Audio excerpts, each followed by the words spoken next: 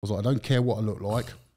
I don't care how, disproportionate I am, but I cannot be carrying fat still. I have to be lean and shredded because that's the one thing that everyone I know is going to judge me on. If I got on stage as an ex-fat strongman, in their eyes, they're going to be looking at that going, yeah, he still didn't get lean enough. Knew he couldn't do it.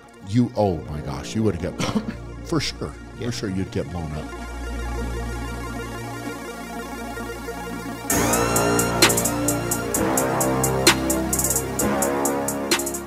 Welcome to the Shaw Strength Podcast. I'm your host, Brian Shaw, and today I am joined by my good friend, Mr. Terry Hollins, 15-time World's Strongest Man competitor, 9-time finalist, 2 times on the podium. Mm-hmm. Quite a strongman career. How are you doing today, man? Yeah, I'm doing good. Thanks for that, by the way. Obviously didn't get anywhere near your achievement level, but I'm pretty proud of that. Yeah, we had some good times, and ironically enough, you were actually one of the first guests on this podcast. Yeah. When we did it, I guess it would have been 2 gyms ago. Yep. We literally set a box up in the middle of the gym and recorded in there. Yeah, with the worst sound ever. Oh, it was horrible. Yeah. Definitely. This one will hopefully sound loads better than that. Yeah, I think you've moved twice since then, haven't you? Yeah. Yeah.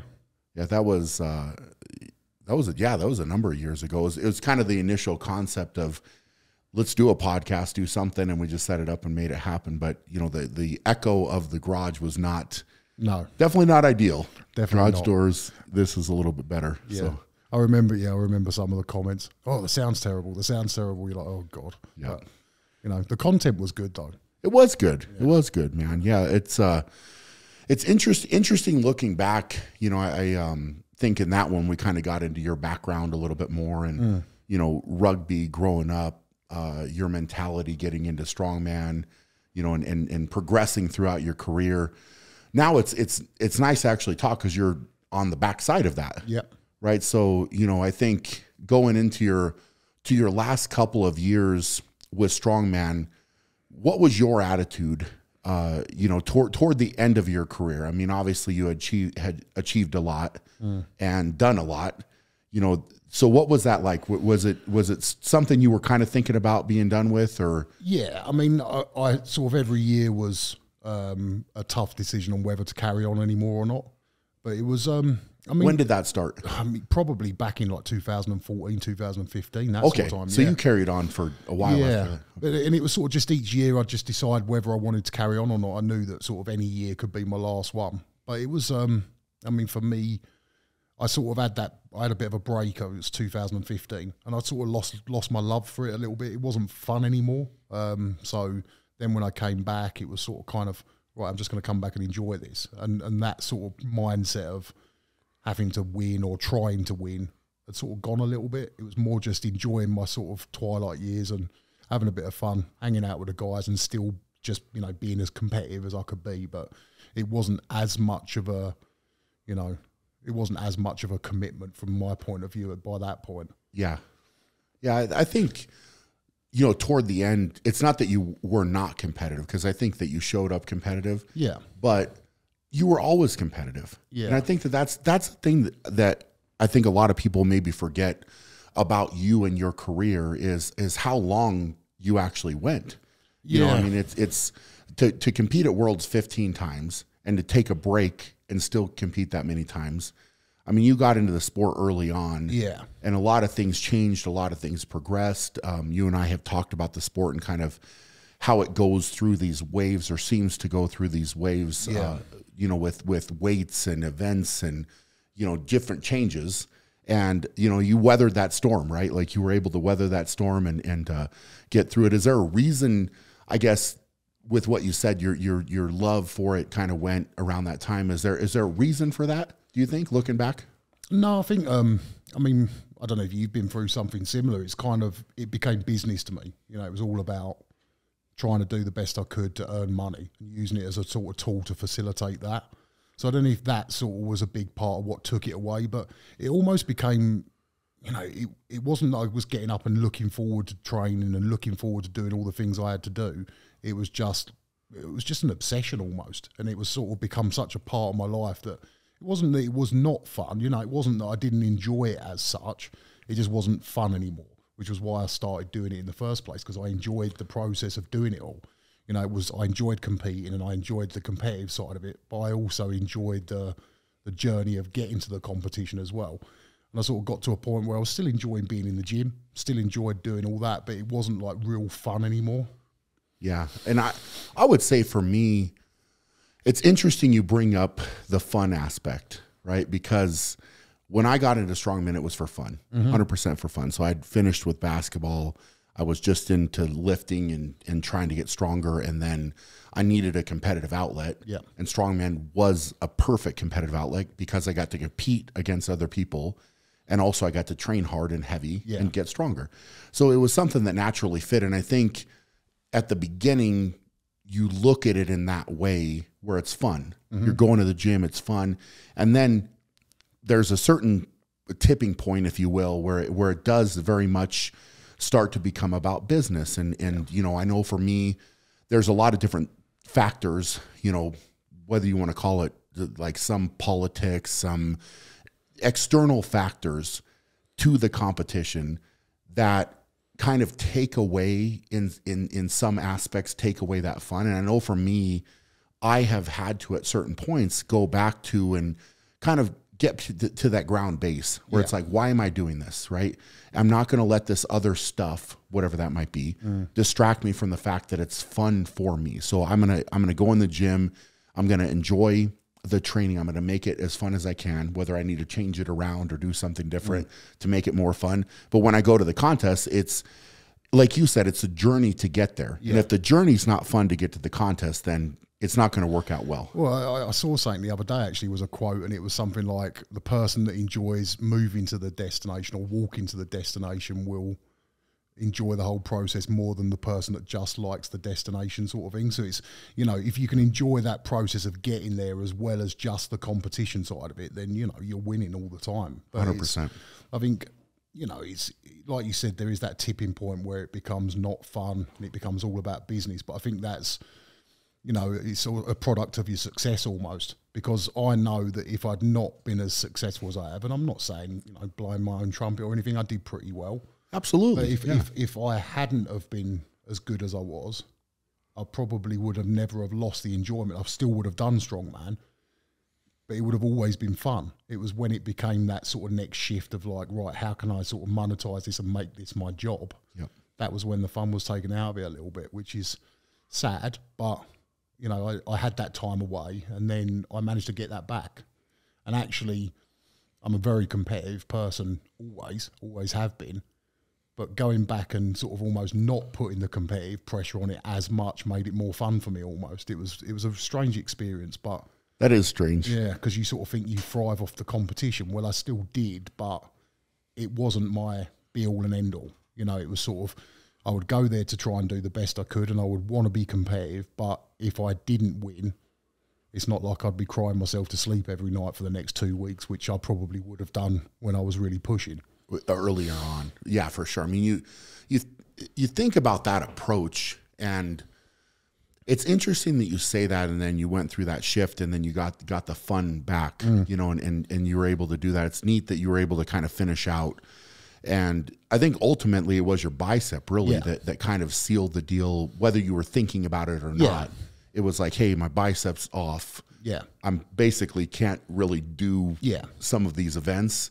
So there's not much of a choice left. You know? I mean, I think it actually almost did me a favour because I don't know that I would have definitely walked away. I think, and this is 2021. Yeah, I think probably if I hadn't got injured, I probably would have walked away. But by now, I'd be back competing again probably. So it almost forces my hand a little bit, which is, you know, for me is a good thing because although I knew it was the right time to step away because I was getting worse, you know, I wasn't as good as I was. I couldn't train as hard because my body just wouldn't allow it anymore. So, you know, I was on a downward slope. So it probably almost forced my hand in a good way that sort of, I know it's the right time for me to quit, but I don't know that I've sort of got the mental strength to walk away. So it almost made that happen. It's a tough thing to do, man. It really is. And I've kind of gone through that myself in a lot of different ways, right? Because when is it the right time to walk away? You know, and that's the, I think the question for any athlete that gets to the highest level in their sport and is around for so long, because at the end of the day, and maybe correct me if I'm wrong, but I don't feel like it was that hard for you to do strongman. No. Right? Like I think that you and I are very similar in that way, right? We're both big, we're both athletic, we both train. Yeah. And it's pretty easy. I don't want maybe the easy is not the right word, but it's just, you know, hey, I want to go do the strongman stuff. I'm going to pick this heavy stuff up. It's not that hard, right? No. So for you, I know it wasn't that hard. Same thing for me. Yeah. Right. So when it's not that hard, if you put a little bit of extra effort into it, then you really get to a higher level. Yeah. You know, so walking away when it's not really that hard is tough. Yeah. You know, I think it's I suppose the obvious answer is, when is it time to walk away? Well, when you can no longer do it anymore. Yeah. You know, when you're not good enough to be competing at the level that you used to be. And I'm not talking about winning World's Strongest Man or trying to win, podiuming for me, you know, coming third. You know, you can be a little bit off that, but it's when you're really going downhill and you stop enjoying it, and it becomes a sort of a bit of a burden on your life. It's getting you down, that you're not doing as well as you once did. I mean, you know, all credit to some guys that stick around for a lot longer in terms, and they're not as good as they once were, but they still love it. So, you know, I can sort of respect that side of it, but then I also respect the other side, you know, people that literally hit the top and walk away at that point. I think it's just a personal preference, really. Well, yeah, it's an individual thing, 100%. And the mentality, you know, I know for me, I would have an extremely hard time going if I didn't feel like I was knocking on the door to win. Yeah. Right. If I wasn't showing up to the contest to legitimately have a shot to win, I don't think I could go.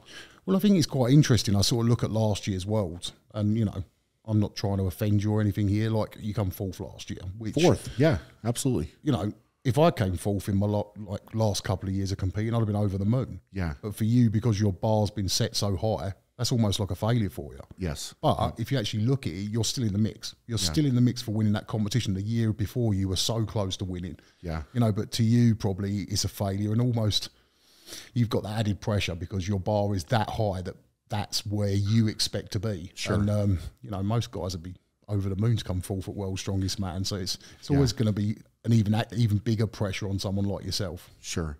And you have to, and I guess I deal with that in my own way. Yeah. You know, and going in, and I think that's unique to me. Yeah. Right. And again, it's like you brought up, I mean, there's different guys that have gone there for how many different years and haven't necessarily made the final or even been close to making the final, but they show up, they compete hard, and they're pleased with that. And that's them. And so I think it's important to decipher each individual athlete's going to have a different bar for themselves in their head.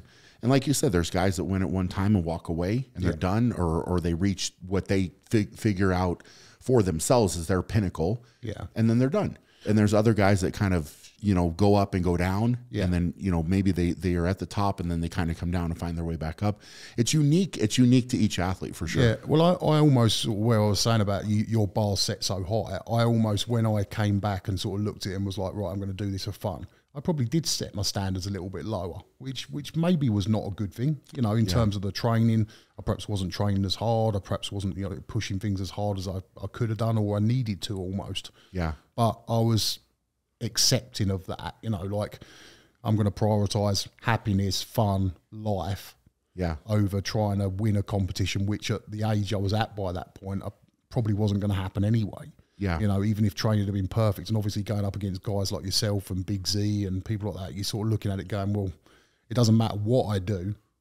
At this point I'm at now, my training could go perfectly and I'm still not going to beat you guys. Yeah. So you sort of have these I had a bit of a realisation almost. It's like, it doesn't matter. My best events on, you know, train perfectly for World's Strongest Man, I'm still not going to win.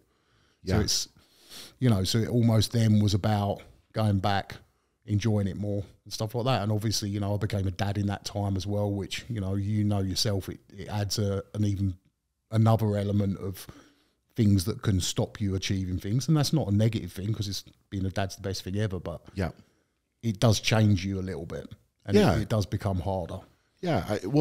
I think as you go on in life, there's points early on, and I think both you and I were there, where your responsibility is not that high. Yeah. Right. It's just like, hey, you know what? I'm in this.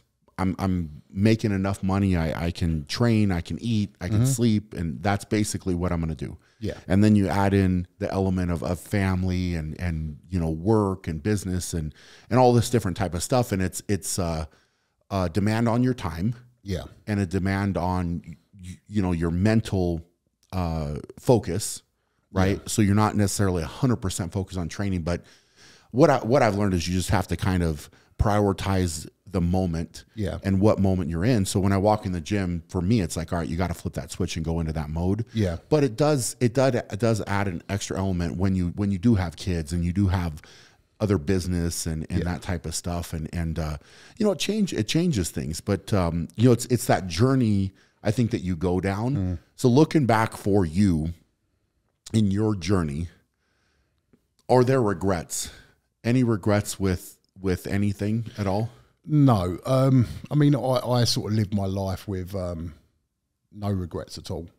Everything happens for a reason. Everything that I've done, I've made mistakes, and I'd be the first to admit that, but it doesn't mean that I regret them, because, mistakes are all part of learning, and, everything's sort of part of my journey of life. This is my path, and that's sort of how I live it.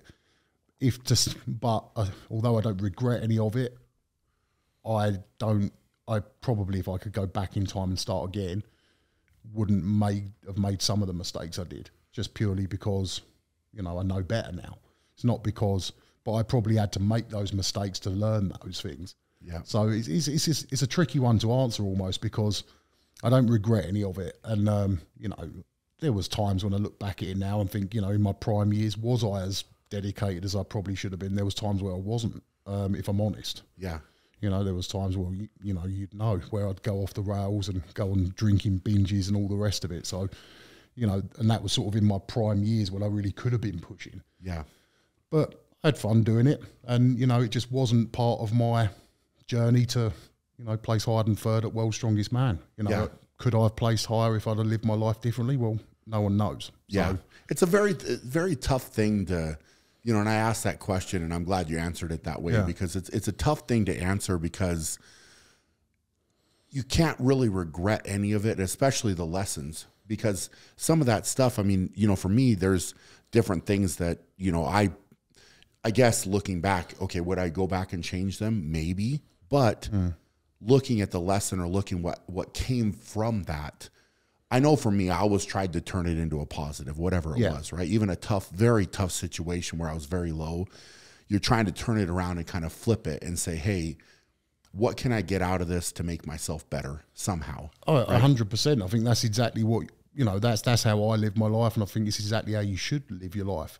Even if you make mistakes and things like that, it's okay. And you can use it as a positive, because first positive is I'm not going to make that mistake again. Exactly. And the second positive is obviously you can sort of look at it and go, well, that sent me on this path. I now know better and everything else. So it's a good thing. I mean, obviously, life is sort of all just a journey, really. And as long as you're happy with everything you're doing at that moment in time, then, you're living a good life.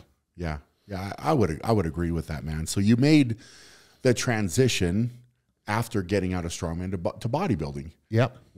Which I think, looking back at you, and let's just say 2015, is such a drastic, crazy change. Crazy. I mean, because you post some of these things on your Instagram where it's like this transformation picture, and there's one that you've used a lot of I think it was like a charity rugby game that you were playing in, and you post that compared to you on a bodybuilding stage. Yeah. And it's not even the same person. No. Like literally not even the same person. Well, I mean, it's a little bit of a sort of, that time. So when I played in that rugby match, that was 2015. So when I wasn't doing strongman either. So I wasn't actually doing either sport. And I was still... So I didn't really train in that period. I took loads of time off training and everything. And I was still eating like a strong man and not training at all. Not a good mix. So I think I was 203 kilos at my heaviest. So what's that, like 406 plus 40? Yeah, it's like 450. Yeah, 450 ish. Yeah, it was pretty big. It's a big boy. Yeah, 450 and not a great 450 at that time. Definitely not. I mean, because I'd obviously sort of dropped some muscle mass in that period of time as well. So I dropped some muscle mass and was walking around at 20 odd kilos heavier than I was when I was competing at World's Strongest Man. So yeah, it wasn't a good look, but you know, I think for me, what I would say is I'm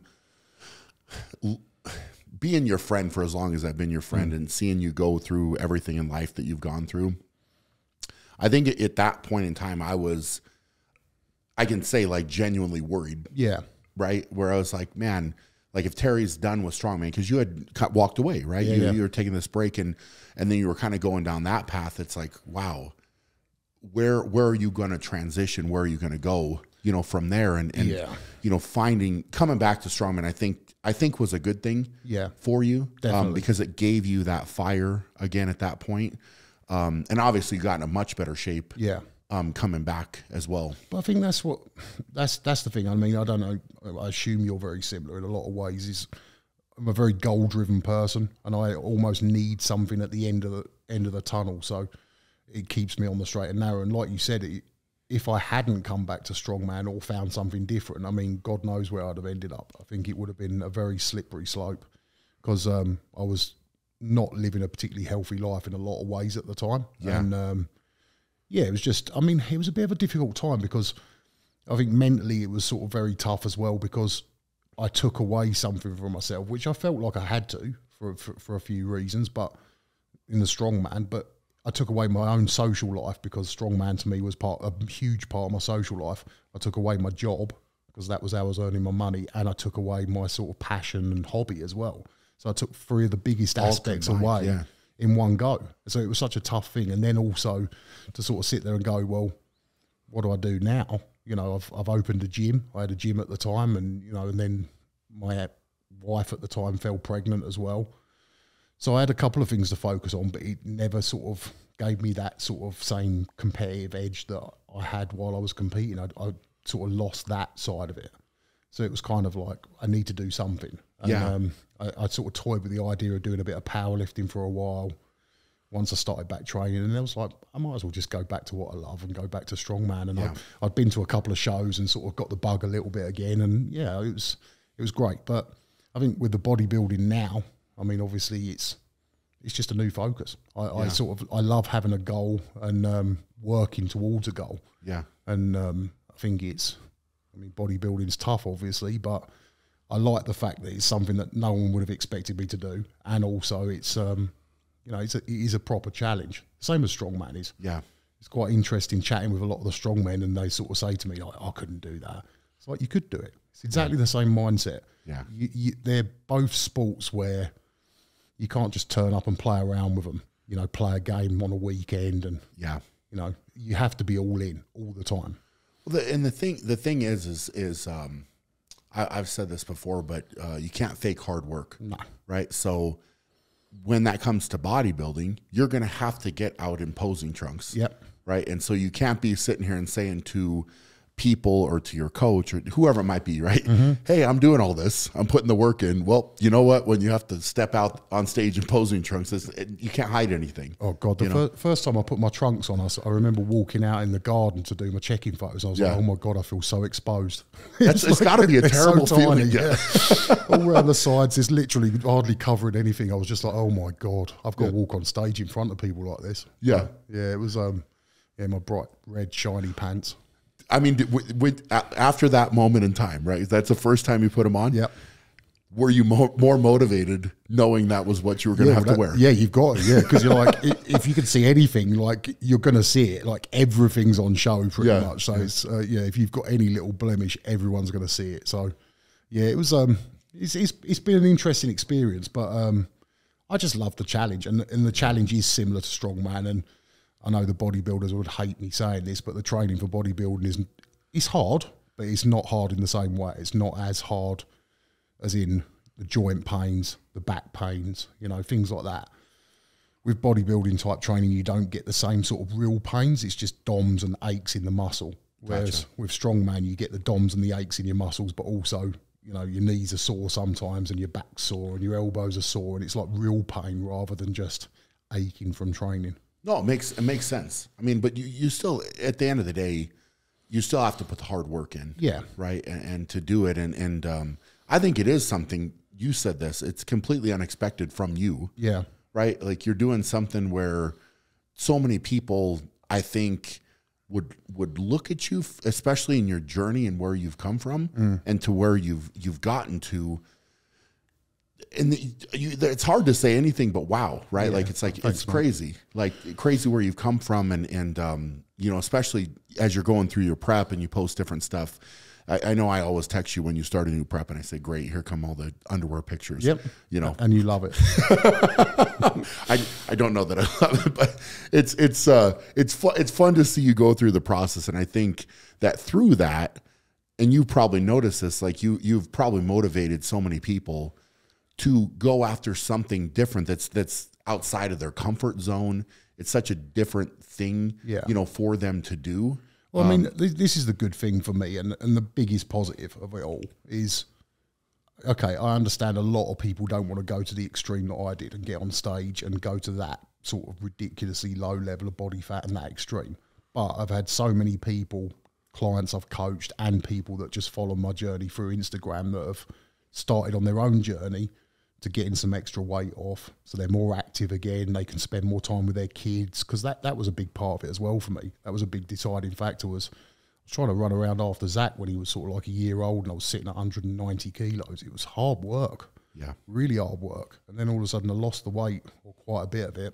I was like, okay, this is good. I can enjoy life with him. I can sort of go out in the garden and kick a ball around and, you know, throw a basketball to each other and stuff like that. So it all of a sudden became a lot easier, which that was the biggest positive. But for other people, like saying to me, you know, that's inspired me.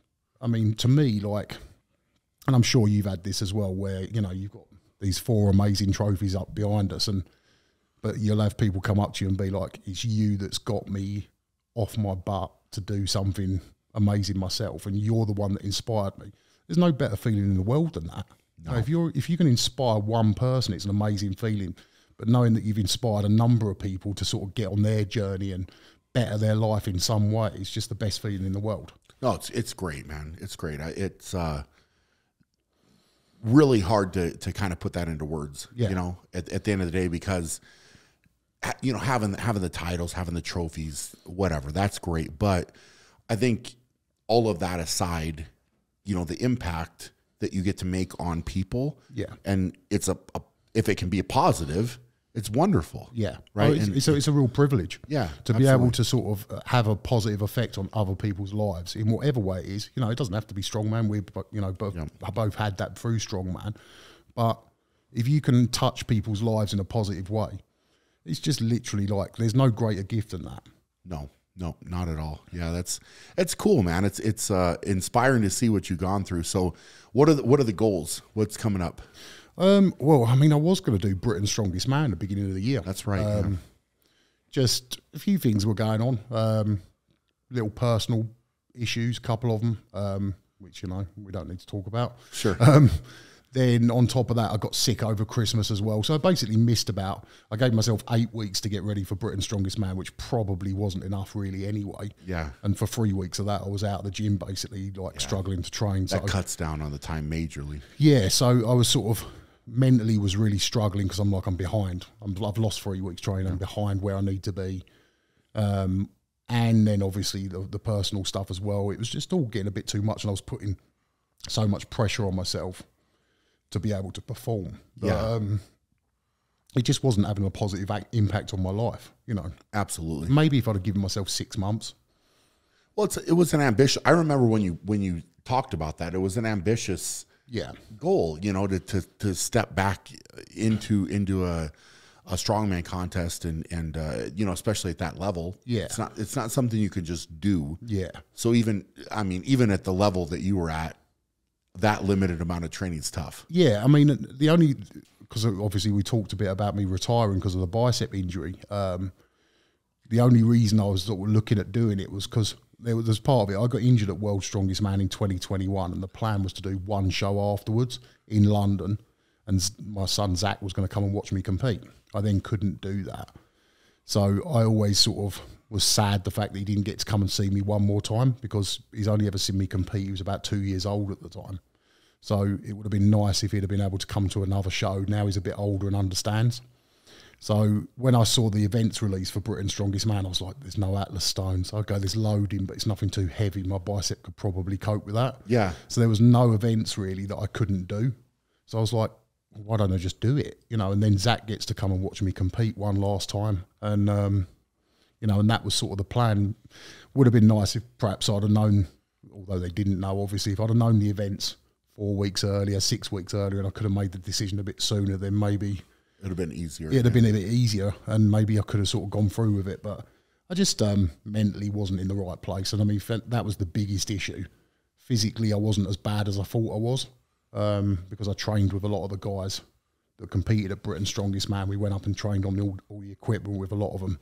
And I was, you know, pretty comparable with the good guys. So it wasn't like I was a million miles off, but mentally I was a million miles off. Well, and that's, I think, an important aspect to talk about a little bit is so many people talk about strength and going into a strongman contest and being very strong. But as both you and I know, you cannot be successful unless your mental strength matches your physical strength. 100%. Right. So for you, I mean, and people may be listening and whatever, even if they're not thinking this, they might be saying, okay, well, yeah, okay, you had some personal issues, whatever.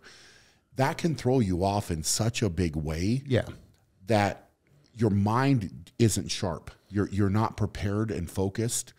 And therefore, it doesn't really, in all fairness, it doesn't really matter how strong you are at that point if your mental game's not on point.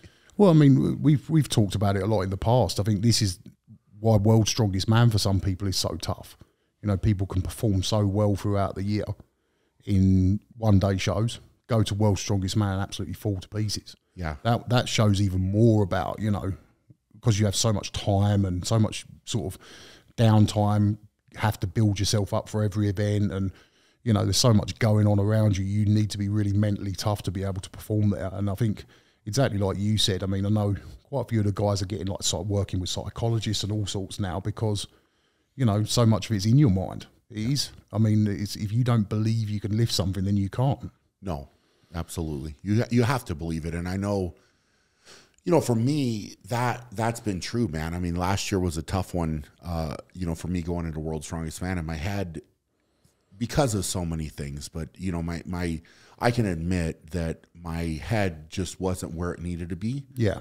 And it wasn't that I didn't work hard. It wasn't that I wasn't prepared. It wasn't that, you know, any of those things were necessarily, you know, out of whack, but some stuff obviously happened and whatever, where it made it tough. Yeah. It made it really, really hard to go in and just be free to compete and to be in that moment and to focus on what I had to get done, you know, there. And when you're like that, it doesn't really matter. Again, and we're talking about the top level, right? So, you know, you could skate through, you could get through, you know, and like you said, I took fourth, which it is what it is, you know. And was it 8 billion people in the world now?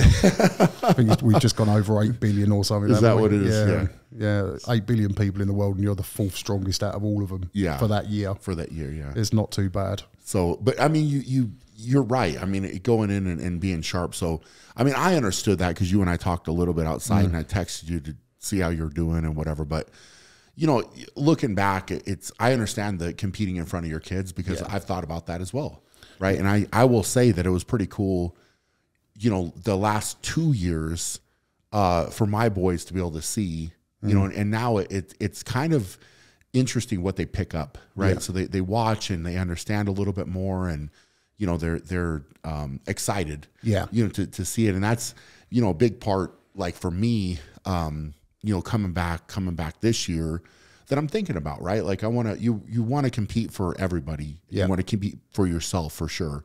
But having them cheer is going to be great. right? Like and also it goes even bigger than that as well, I think, because and especially for someone like yourself who's, you know, still got a great shot of winning World's Strongest Man this year. Imagine the example you're setting to your boys. Yeah. You know, if and they see how you work hard away from competing as well.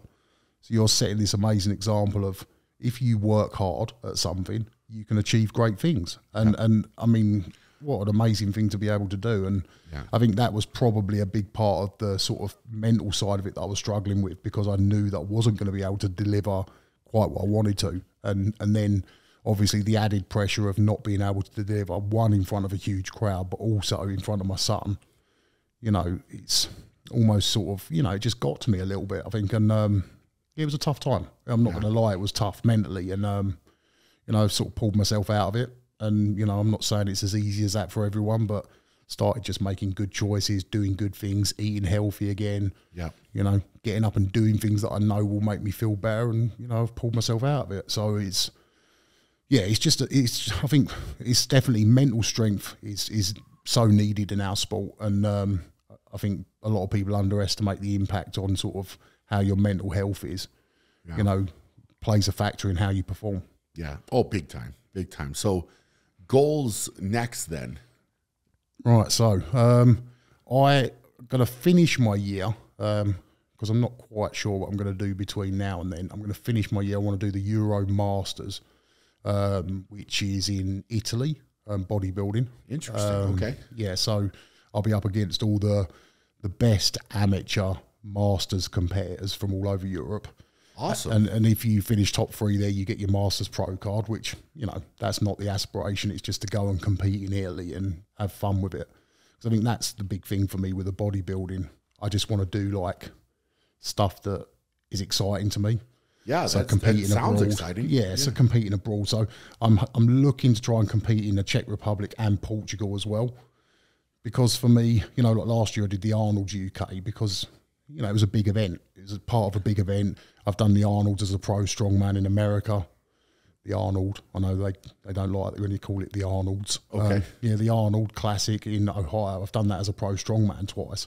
And then I got on stage as a bodybuilder at the Arnold UK. So for me, that was sort of something exciting. Yeah, great. So I'm not really that inspired by doing a smaller bodybuilding show in a sports hall. I want good experiences with it. So, you know, that's the goal. So those 3 are definitely on the cards, and maybe I'll do one prior to that, sort of September time. But I'm basically from now till September trying to get myself first, try and build a bit of muscle, and then dieting down for the shows towards the end of the year. So are all 3 of those toward the end of the year? Yeah, they're all end of October to sort of middle of November. So you're going to try to do one for sure, and then just kind of see. Yeah, I mean, the last one's the Euro one. So the other 2 are, one's 2 weeks before and one's 4 weeks before. So I'll have 2 weeks between each show, which is probably a good time to sort of be able to eat a little bit in between and come back down again. So, you know, it's like I said, it's sort of stuff that I just want to be inspired and do fun stuff. Yeah, Because the bodybuilding, I know I'm never going to be amazing at bodybuilding. I'm never going to be a pro and getting on the Olympic stage or even close to it. So it's doing stuff that I enjoy and that inspires me and excites me. So competing abroad and getting to enjoy that and experience that is, what I want to do. Yeah, I mean, it sounds fun. Sounds fun, man. And obviously a lot of hard work again, but I think having that goal and having that, end line, so to speak, something to train for is what you thrive on anyway. Yeah, and obviously the last one's in Italy as well, so it's in Rome. I've been to Rome a couple of times. I absolutely love it as a place. And also I get to stay out there for a week afterwards and eat loads of pizza and pasta and Are you you're gonna stay for a whole week? Whole week. Whole week. Yeah, but I'm just gonna stuff my face every day for a whole week. And I'll do some walking in between, going and seeing the Colosseum and all that sort of stuff, which I've done before, but it's still pretty cool to see. And I'm just going to eat loads of pizza and ice cream, basically. That's two of my favourite things in the whole world. You seem pretty excited about that. I'm probably more excited about that than the actual show. Yeah. Yeah. So afterwards, you get to gorge yourself. Yeah, I do the same as I did at the Arnold's. I got on stage at the Arnold UK and I was 134 kilos on stage, and that was on the Friday, and by Monday morning I was 140 kilos. So I put on 6 kilos in like 3 days. It's good. Good times. Does it mess with, that has to mess with you coming off. Yeah, I mean, it doesn't. Like, because you've dieted down so hard, and Yeah. then you get to eat whatever you want. Does it mess you up or no? I mean, it does me. I remember the first show I did last year, I was meant to do one the week after. So I competed on the Sunday, and then I was meant to compete again the following Sunday. And I basically ate so much for 2 days that I made myself ill and had to pull out of it. So, yeah, it's quite disgusting, and it's something that I need to sort of get in check in the future. But well, you probably get all these cravings. I can only imagine, like when you're dieting that hard.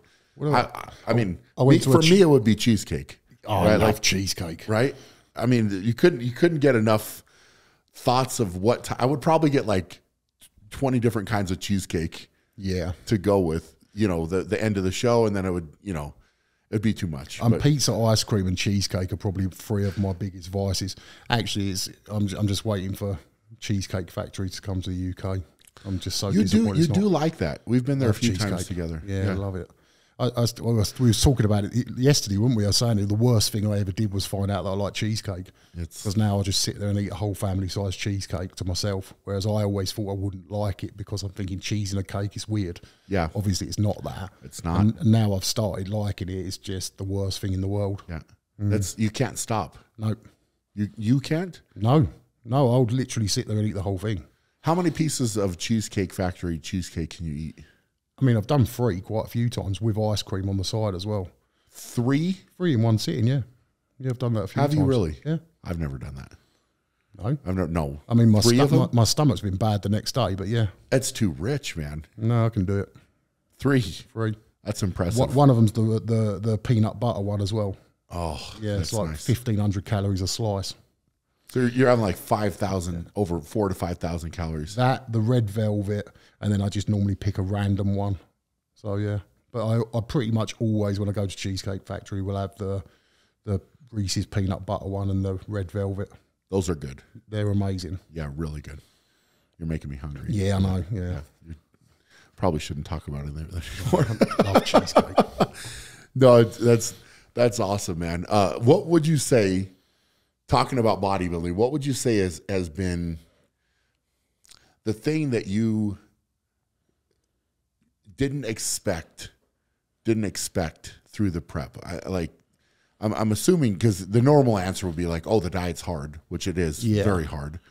But I mean, what when you got into it mentally, what did you not expect that is part of it that you either enjoyed or didn't enjoy? Yeah, well, I mean, my ex was a bodybuilder, as you know, so I've sort of been around someone that's gone through like a real tough prep and competed at the highest level. So I knew sort of what to expect.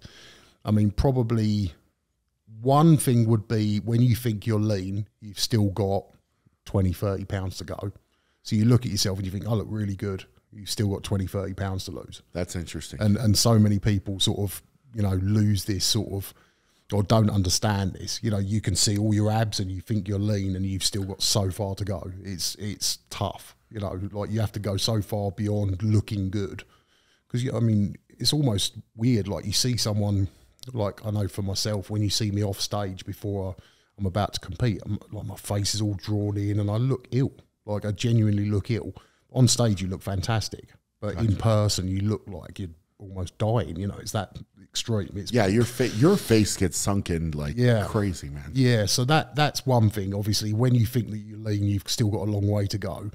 And obviously, the other thing, the effect it has on you mentally as well, in terms of the lack of food.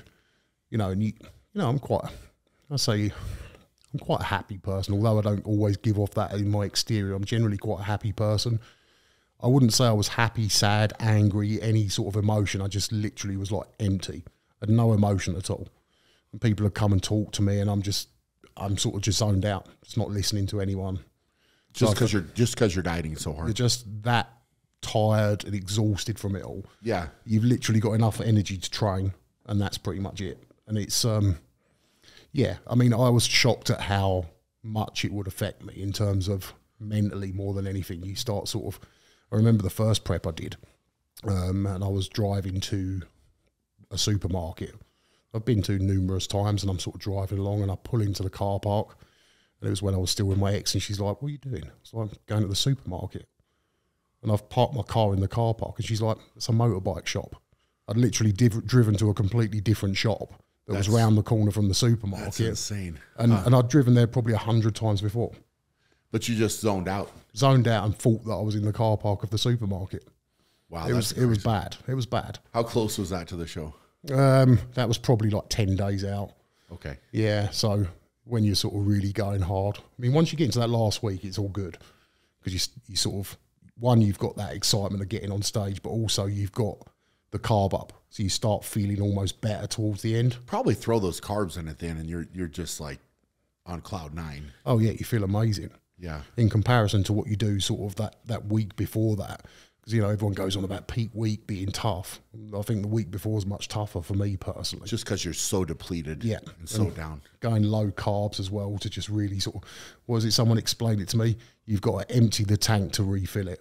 So you've got to literally like deplete yourself of everything, and then you can carb up really well and sort of, you know, keep it under control so you don't spill over and start holding water and stuff. So, yeah, the week before for me is the worst. Huh. That's crazy, man. I mean, I understand it, but I can only imagine going through it. Yeah. Has got to be just so mentally challenging, right? Like, because you have these different things, and, you know, it just takes one moment of, you know, weakness where you've put all this hard work in, and you're like, all right, I can't take it. I'm just gonna throw in a donut or something, you know, I like something extra.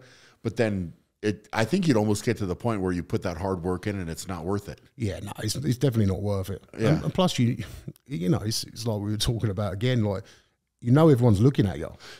You know, like, it's obviously it's different when, you know, you compete in strongman, everyone's looking at you because you're Brian Shaw. Yeah. I had a little bit of that, obviously, you know. You're walking on stage as a name, man. Yeah. Like, I mean, did you feel much pressure with that? Huge. Yeah? Yeah.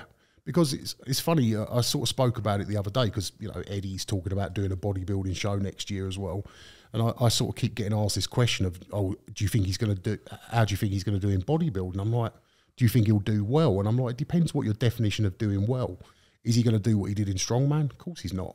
He's not going to be Mr. Olympia and be the best in the world for a year. No. But is your standard doing well, you know, winning a regional qualifier? You could possibly do that. And I think that's the problem, sort of, because then people are sort of, oh, he's going to do terribly. He's not going to do terribly. He's always going to be big and he'll get himself in shape because, you know, Eddie's determined and driven and everything else. So, but the trouble is his bar's been set so high with a strong man, and he's Eddie Hall. Yeah. Everyone expects him to be the same in bodybuilding, sure. which he's not going to be. And I feel like I had that pressure as well. You know, it's like you're Terry Holland, so you know you automatically expected to be of a certain level. Just be higher, place higher and do better, and yeah. I can see that, man. I can see that. You almost don't get a grace period, right? You're jumping into this, and just because of your prior success and name and whatever coming in, now you have to be good, right? There's no room to, oh yeah, this first show didn't look great, whatever. Nope. Yeah, it's like it's all going to go out there, and you're going to post it. People have been following your journey too, and you're putting it out there, so people have followed. They want to see the end result, you know. Well, that was the big thing for me. The first show that I did was like, I don't care what I look like in terms of like if I'm the right shape, because obviously I didn't know, because you know, we're built a little bit different to what most bodybuilders are. You know, to start with, they're a lot sort of smaller natural structure, so that, you know, you look a bit different. But I was like, I don't care what I look like. I don't care how, you know, disproportionate I am. But I cannot be carrying fat still. I have to be lean and shredded, because that's the one thing that everyone I know is going to judge me on. If I got on stage as an ex-fat strongman, you know, in their eyes, they're going to be looking at that going, yeah, he still didn't get lean enough. Knew he couldn't do it. Oh my gosh, you would have got, for sure, you'd get blown up. But you were lean, man. Yeah, I mean, all 3 shows I've done, that's one thing I would say. I think my legs got better with every show I did. My legs got leaner each one. I think, weirdly, my upper body was leaner at the first show I did last year than the second, but my legs were way leaner at the second. So, because that changes as well, apparently, every prep you do, like the fat comes off in different spots and things like that. It's really bizarre. Isn't that fascinating? I think that was actually a surprise for me, because when I was doing strongman, obviously, I was bigger. I had more fat on my body, and I always had quite big legs. So I just assumed that my legs would be big when I dieted down. Yeah. When actually, once I dieted down, my legs were tiny. And I was like, oh, I just obviously carried a lot of fat on my legs. You know, it was just the way it was. It was, so I looked nothing like I would expected I would have. And it's like my waist was much smaller in terms of especially side on than I expected it to be. Like I got my stomach like really tight and stuff like that, which I perhaps wouldn't have expected to. So, yeah, it was a bit of an interesting one. I didn't look probably as I expected to. That was a bit of a surprise.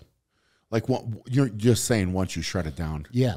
then it was what was underneath. Yeah, I mean, well, because obviously I think people don't understand how different bodybuilding training is. Yeah. And it's so different, you know, like in terms of what you're trying to do to the muscle. Because the reality of it is, as a bodybuilder, it doesn't matter what you can lift. No. It just matters how you look. You're getting judged on how you look. Exactly. So you've got to look a certain way. So you train the way that's going to make you look the way. So you're always trying to get that pump and really fill the muscle with blood and high volume and really squeezing everything and all this. And it's very different. But I think a lot of people don't understand. They think, you know, you're lifting heavy weights all the time. You must have tons of muscle. Yeah. You'll have a fair bit, but it's a different look to what a bodybuilder would have. They're sort of trying to chase that fullness and that roundness where we're just trying to get strong. Yeah. When you get, like you said, you get judged on strength, right? So your performance there it's different than stepping on stage and getting judged on how you look. Completely different. Yeah. But a tremendous amount of hard work has to go into both. And, you know, I think that, you know, the natural, unfortunately, sometimes the natural thing is to compare and then say, oh, well, this is easier, that's harder. I think that they're harder in their own ways. Yeah. Right. And, you know, from an outside perspective, obviously not having dieted the way that you have, I think it's just natural to maybe if you're doing strongman, oh, well, that's bodybuilding. Bodybuilders don't do this or don't do that. But it's then you have guys come up and say, well, I couldn't follow the diet. Yeah. Okay. Well, you still should be following a diet with strongman. Yeah. Yeah, I mean, that's definitely something, you know, that's a whole different subject to this podcast. Yeah. The amount of guys sort of that don't do that.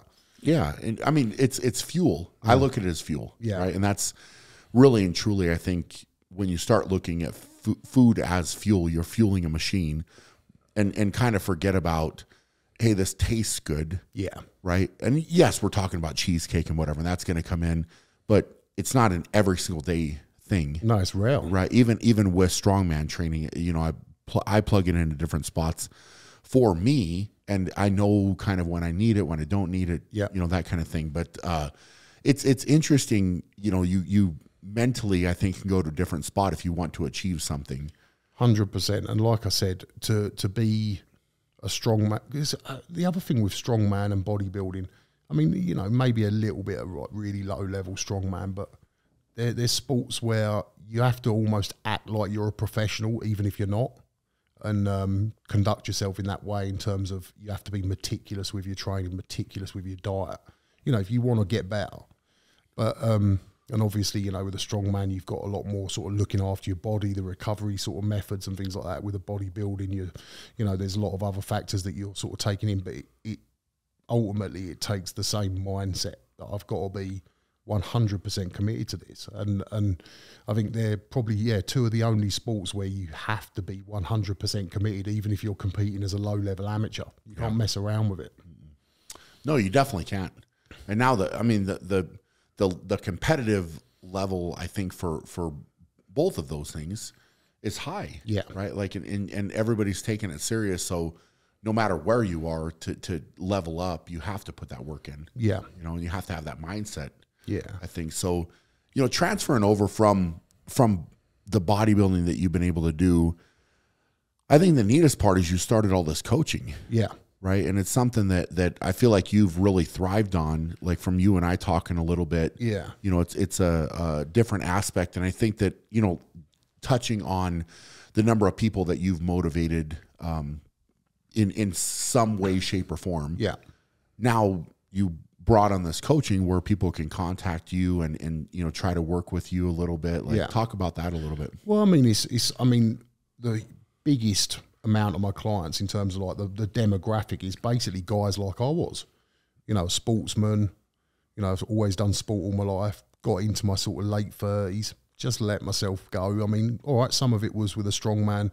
I always eating big to try and get stronger, but I still went too far. Yeah. You know, like we talked about a minute ago, I didn't look after my nutrition as well as I should have done. Certainly. So, you know, I'd sort of let myself go to an extent. And a lot of the guys that obviously I'd just become a dad as well, you know, and there's a lot of guys, my biggest demographic that have come on that are 35 to 45, you know, dads, they've got young kids. They want to be healthier so they can get out and play football with their kids or, you know, run around with them and do all that, sort of be more active.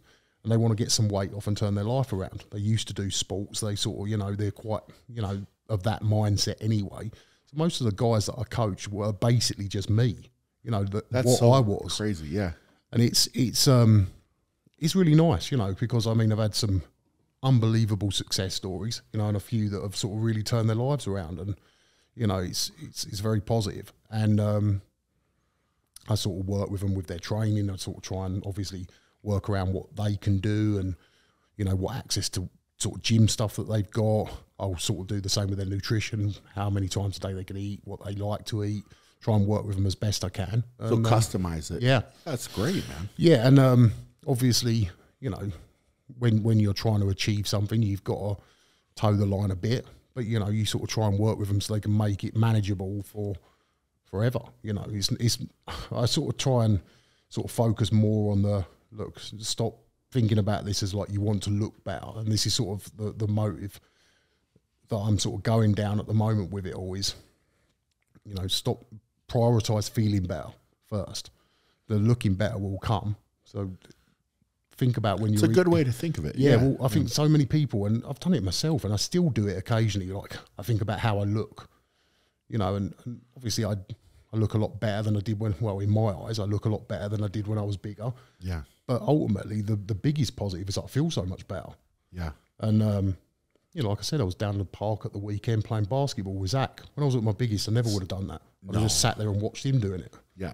And, you know, and I think for me, so it's not just about feeling better on a day-to-day basis. It's given me other things that have improved my quality of life. And I think a lot of my clients sort of are in the same boat. They want to sort of go through that same process. So, you know, if I can give them the joy that I've got from turning my life around, then, you know, it's a great thing. 100%, man. So where can people find that? www.terryhollandscoaching.com. Terry Hollands Coaching. So if you're listening and you're interested in that, make sure to check it out. Yeah. I mean, you know, like I said, it's obviously it's a business, and I you know, wouldn't pretend it's not. It's part of my job. But yeah, of course. Yep. Ultimately, it's you know, I can give something back as well, and it's a really positive thing. I mean, you'd remember back in the early days, even with our strongman, there was no one that could help you. No. And now there's coaches out there, and you know, so much information out there. Is like everyone's sort of gone down that route of sort of being able to help people, and it's a great thing. Yeah, I think, but with that being said, you have to decipher what information is good and bad. Yeah. There's a positive to it, but there's also a negative, because I think a lot of people in the coaching space, if you want to call it that, are maybe trying to be in the coaching space without having the knowledge or background experience, so to speak. I think you have to have one of two things or both of them. You either need education, and you know, a small amount of time under the bar at least, or you need a lot of time under the bar and a small amount of education, or you've got to have a lot of both. So, a lot of both, yeah. You know, I think you can sort of go down the route of having a coach that's highly educated. I'd still have expected them to do some lifting. Absolutely. Because if they've not, then they're not going to understand it, no matter what they have learned from a textbook.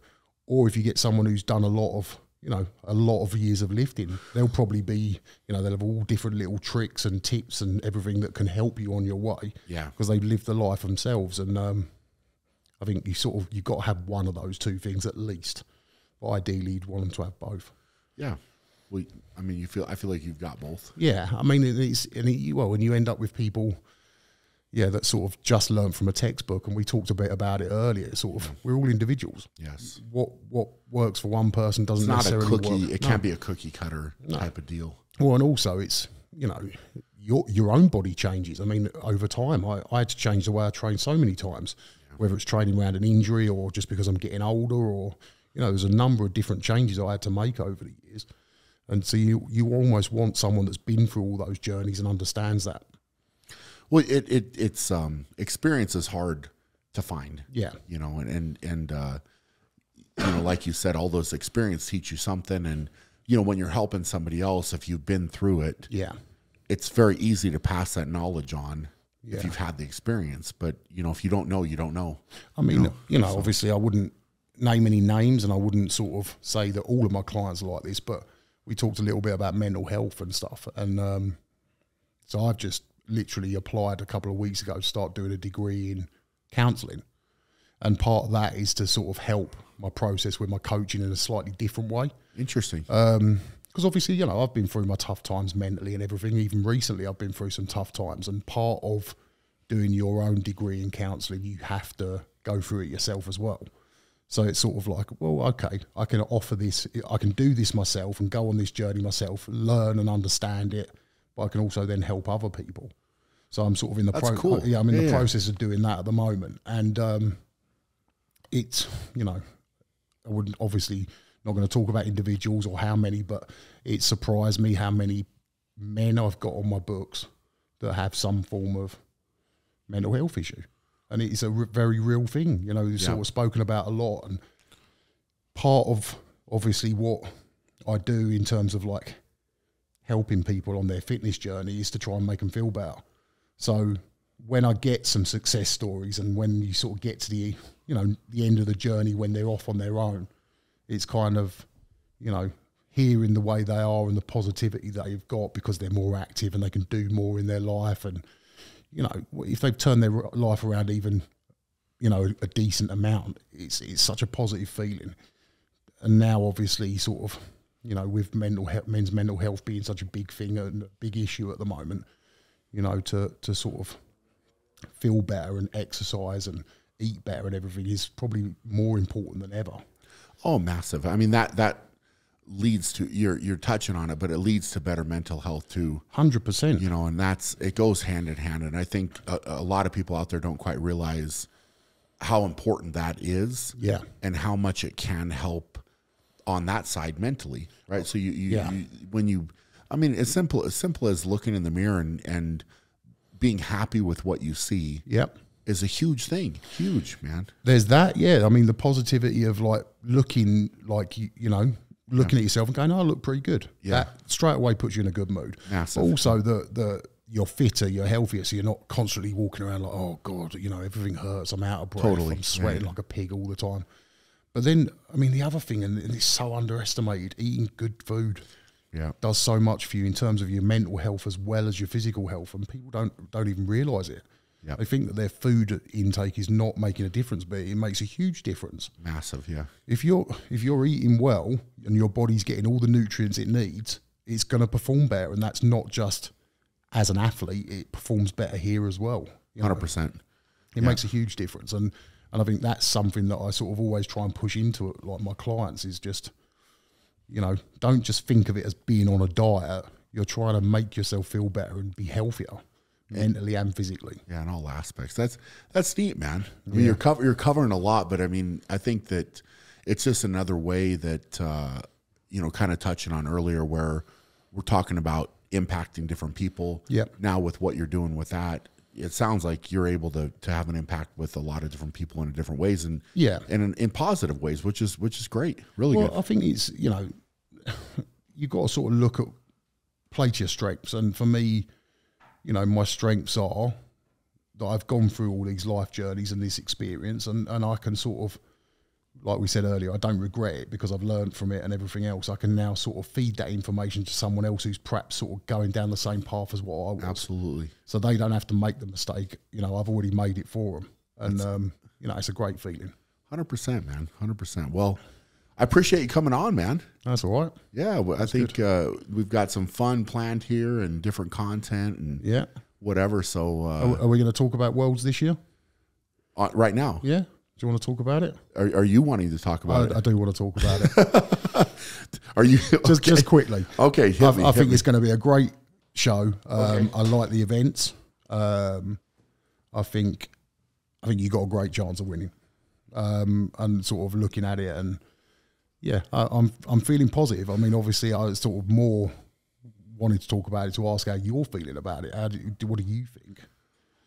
You're going there to win, I take it. I feel really good. Yeah. I feel really good. And looking at the events, I also feel very good. Yeah. And it's set up. I'd be lying if I said that it wasn't set up well for me to excel. Yeah. And this is both in the qualifiers and in the finals. And you have to play. What I've really tried to do, I think, this year more than ever, is take a step back, be honest with myself. Instead of, I think in the past, if I'm being truthful, I have gone down the route of, I want it to be heavy, I want it to be hard, I want it to be short distance, I want not everybody to be able to finish the events. This is what I want, right? That's just my nature. And I've fought that, and I've fought it really hard, right? And I come in and looking back, did I bring the right package to excel? And in the past couple of years, maybe not, right? I think 2021 was better for me. I think 2022, maybe not exactly what I needed to bring there. And again, I had a lot going on, so it's a different thing. But you know, I fought it for a number of years, man. And if you look at where I fall down or have fallen down, it's a lot of the timed events, right? So it's the loading. I got to be faster at the loading. So I've been working on that. Foot speed, transitions, how to grab the implements quicker, all of this type of stuff. I'm breaking all that down.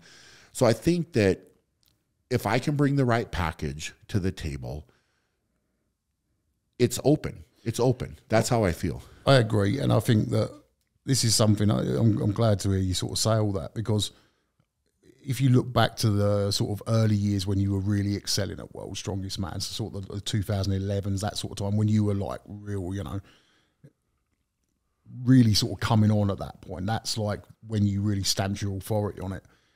People forget that you used to win the moving events and the running events and things like that. So you've got it in you. There's no doubt about it. And I think sort of everyone sees Brian as just this massive guy, this massive strong man, but they forget how athletic you can be as well. Yeah. And I think, yeah, if you can sort of bring even a good percentage of that, you've got a great shot of winning. And I think people will be surprised when they sort of see you really perform, because like I said, it's, you know, people just expect you to be big and strong, and they don't realise how fast you can move as well.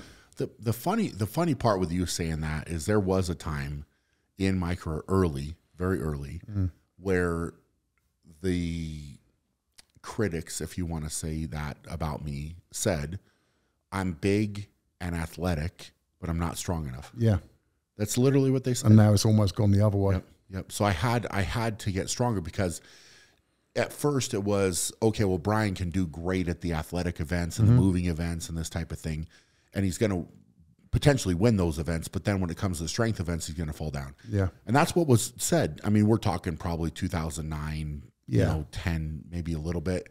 And then it's kind of like the everything shifted through 11, 12, 13, 14, 15. And then, you know, naturally, as the sport got heavier, and this is both at the Arnold and at Worlds, I think I fine-tuned myself to move massive weights over a short distance. Yeah. I had to because that's where things were going, right? Yep. And I think that in a lot of ways that kind of taught me or programmed me to be slower. But I could pick up anything and move it. Well, you'd have moved the same speed whether a yoke was 400 kilos or 550. Yeah, and that speed that I had, I think it's kind of one of those things where it's probably more falling under the case of if you don't use it, you lose it. Yeah. So going back to that athletic base, now I've been trying to incorporate, or have been incorporating, more movement, more speed, more, you know, put a clock on it. Let's see how fast you can go. And so I'm training that way now, much more. And I think that it's important, man, because I have to train under that pressure. And you know, if we go to Worlds and the loading medley, I'm assuming it's probably not going to be massive weights. No. So you got to be fast, right? So it doesn't matter. And for me, I could finish any loading race. You could make it super heavy. I could finish it. I have to be faster with the lighter implements. And I think that's what I've kind of accepted now going in, because I have to be critical of myself. Yeah. You know, it's only fair that if I'm going to look myself in the mirror, I got to say, all right, where could I potentially lose points? And if you look at the athletes that are going, that's where I could lose points. But I think what you're saying, all that, shows what sort of person you are and what sort of competitor you are, that you've taken ownership of that and gone, right, you know, how can I be, you know, how can I deliver what I know I can deliver? Yep. Right, well, I need to get better on this and better on this. You haven't sort of sat there and gone, oh, you know, I just need to keep doing what I'm doing. And you sort of looked at it and gone, right, okay, you know, I'm going to take ownership of the fact that I'm not performing as well as I know as I could have done on those events, so I'm going to improve it. And I think it just shows what sort of, you know, character you've got as a competitor. And, you know, and I know that you'll put in a massive performance this year no matter what. Yeah, I feel really good. I feel really good, man. I mean, it's, what I will say is, I've got, at this point when we're recording this right now, I feel like I've got a ton of work still to put in. And so I'm much more in that mindset than necessarily looking at the end result, because I feel like I'm still building the package. Yeah. And I'm very much living in that moment of, what am I going to do? Like right now I'm thinking, all right, when we're done with this, I've got to go eat and I've got to make sure that I'm getting that in, then we're going to train, whatever. So my mind is kind of in that spot where I've got to build this package, but mentally the package I can bring to the table and will bring to the table is going to be good. Yeah. Right. And I think that I know that, I believe that, 100% believe that. And in my head, that's what I'm building. That's what I'm envisioning. That's what I'm thinking about. So we have to get there. Yeah. Now, it's going to take a lot of hard work to get there. But if I attack my weaknesses in that way, the stage is set. Mate, I'd love to see you get a 5th title. And I think you know, I think you almost deserve it, especially after sort of 2010 being so close. Count back. 2010 was a rough one. Yeah. I mean, like, to lose on count back, and now if the rules were like they are, you actually would have won. Actually would have won. Yep. Because it's all just based on the stone. So you lost out because you had less places, and you know, it's a you know, flip of a coin. Yeah. So, second versus the third. Yep. Yeah. So I mean, you know, I think for that, you know, you deserve that 5th title, and it would be great to see you do it. And yeah, I mean, I appreciate it. Deserves a big word. Like, no, I think so. Yeah. I think because for me, I mean, you're saying it. You could say it. It's yeah. just, I mean, I think because it's not just about those 4 years you've won. Yeah. It's the other years that you've been so close. Yeah. And sort of also the what you put back into the sport as well. And I think a lot of people sort of don't probably give you enough credit for that in terms of like running your Shore Classic and what you give back to the fans of the sport. It's never sort of been about you. Yeah. It's about the sport. Yeah. And I think that's what a lot of people sort of, where it sort of differs to a lot of people, you know, yes, they're into the sport and yes, they love strongman, but it's about them as an individual. Sure. Because I always feel like with you, it's been about the sport as well, you know. Well, bringing it up. Yeah. And you're exactly right. I think, you know, going back to that, I want to earn it. Right. Yeah. For me, like in my head, it's I don't want it handed to me. Yeah. I don't want anything special. You know, hey, this may be my 16th time there and I may have all these accomplishments and whatever walking in the door, but I don't want any favoritism at all. No. Right? You just set the stage, you call it fair, you do it fair, you put it out there, you make the events what they're going to be. They're the same for everybody. And let's go. You know, and that's, I think, in my mind, that's what I want. But, you know, on the back side of it, it's that love, man. I mean, but it goes back to love of the sport, right? Yeah. Like strongman has given me a lot, and I try to give it back and grow it and you know, set the stage for the future, right? And I think that's what I'm trying to do. So, you know, it's neat and you know, it's fun how much support I think that I've got from different people where I said, hey, this is my last one going in. You know, last World's Strongest Man. I'm not saying it's my last strongman contest, but last World's Strongest Man. And, you know, going into that, I think it's just, I'm trying to treat every training session like, hey, you know what? We're just going to put a little bit extra in here. We're going to put a little bit extra in there. I'm going to be hard on myself the whole time, just like I always am. Yeah. And that end product, the end package that I bring in, that's what we want. That's what I'm working for. And I think it's going to be good, man. I really do. Yeah. I'm confident in what I can bring to the table. And like you said, I think it's funny. It's funny to hear you say that, and I know that you know that because we raced against each other like in a lot of different things. Yeah. Even Hicksy, who's here right now, him and I he was super fast at loading. Like there were races where in World's Strongest Man, I was like, all right, well I beat him at that too. So even in those speed events, I was good. So we just have to go back to that. I have to put the work in to be good at that, and it's all there. It's all on the table. But it's funny how everything comes full circle, and it's kind of interesting how quickly people forget. About different things. Yeah, so they do. But you'll be there, right? You'll be there at Worlds. I'll definitely be there. I think. I'm doing the VIP bit the whole time I'm there. So hopefully, if anyone watches this, they'll get to meet a few of them in the VIP bit. So I'm looking forward to it. It's going to be good, and I think good place, not too hot. No, it looks like the weather's going to be all right, man. Yeah. Good events. Yeah. I'm excited. I am really excited. I think it's going to be a great year. So, you better just get out there and win it now. Yeah. Well, no pressure, right? No, none at all.